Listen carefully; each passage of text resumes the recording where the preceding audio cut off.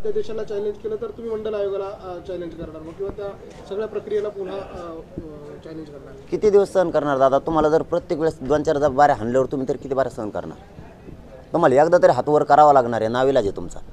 नसता तुम्हाला पत्रकारिता नाही करून देणार, तुम्हाला सक्षम राहावं लागणार आहे. 3दा आमचं चॅलेंज केलं आहे त्यांनी, 3दा. आम्हाला बी काही मर्यादा आहेत, तुमचे लेकरं तसे आमचे पण आहेत. तुम्ही प्रत्येक वेळेस चॅलेंज करणार. मागास सिद्ध झालं तरी चॅलेंज केलं, राणेसाहेब समितीस टायमाला केलं, आम्हाला ओबीसीच्या सवलती दिल्या त्यावेळेसही चॅलेंज केलं. आता ही 4थी वेळ आहे. आम्ही लढायचं करोडोच्या संख्येनं आणि तुम्ही सहज कागद घेऊन जायचं आणि त्याला चॅलेंज करून टाकायचं. तुमचं चॅलेंज होत नाही असं म्हणायचं का तुम्हाला? मग आम्हाला पहिल्यापासून माहिती आहे, पण तुमचे इतकी खालची नियत आमची नाही. आता आमचा नाविलाज, मग आम्हाला देशातलं 27% आरक्षण घातल्याशिवाय पर्याय नाही.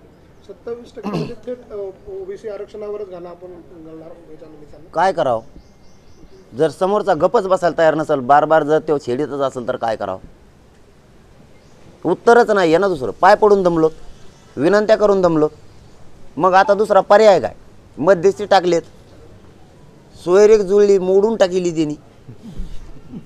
मग आता किती दिवस आम्हीच बिगार लग्नाचं राहायचं? तू राहा एखाद दिवस बिगार लग्नाचा, मग कळन तुला. कशी सोयरी जुळवली होती तुम्ही?